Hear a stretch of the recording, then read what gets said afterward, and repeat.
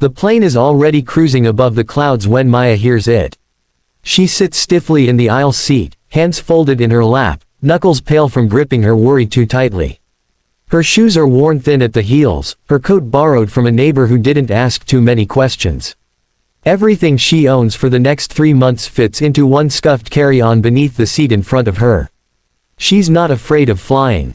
She's afraid of landing, of what waits for her on the other side with no job confirmed, no family left to call, and a 6-year-old son staying behind with a woman who promised, just until you're back on your feet.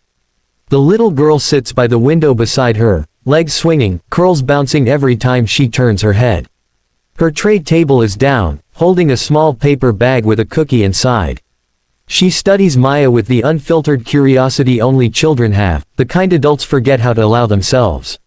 Maya smiles politely and looks away, the way you do when you don't want conversation to reveal how close you are to falling apart. The man in the seat across the aisle clears his throat and adjusts his cufflinks. Everyone recognizes him, though no one dares say his name out loud.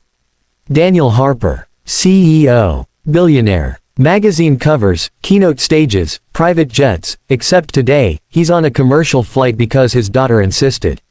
"I want to fly like everyone else," she'd said.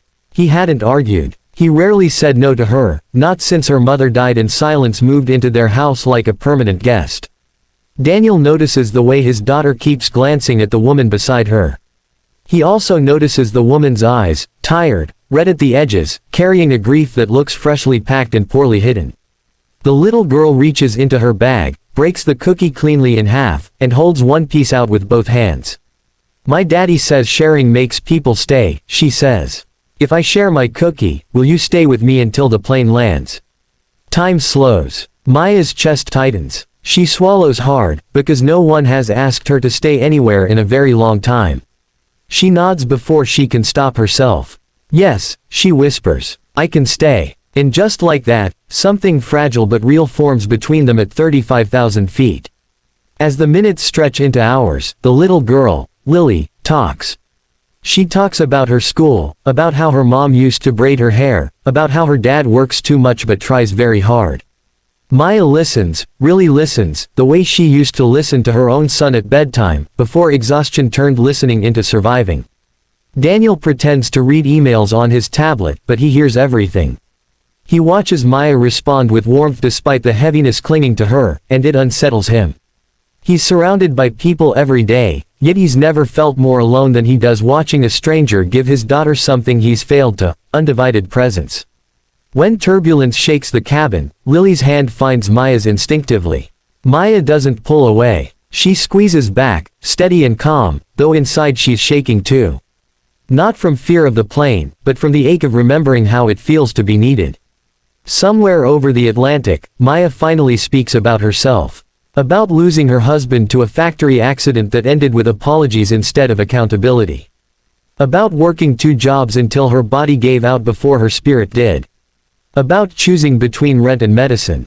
About telling her son she was going on a short trip, because the truth sounded too much like goodbye.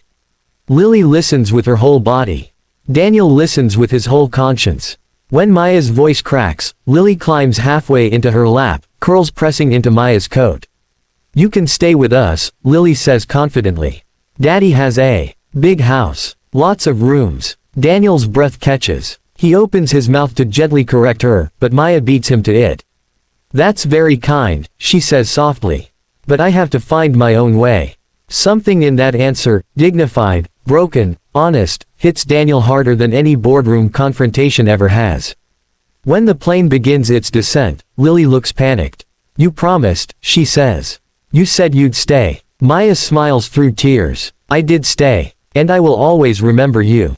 Lily thinks for a moment, then presses the remaining cookie crumbs into Maya's palm. "Then take this, so you don't forget." Daniel stands as the seatbelt sign turns off. For the first time in years, he doesn't know what to say. Power has always given him language. Money has always given him solutions. This moment gives him neither. At the gate, people rush past with lives intact and destinations certain. Maya lingers, unsure where to go next.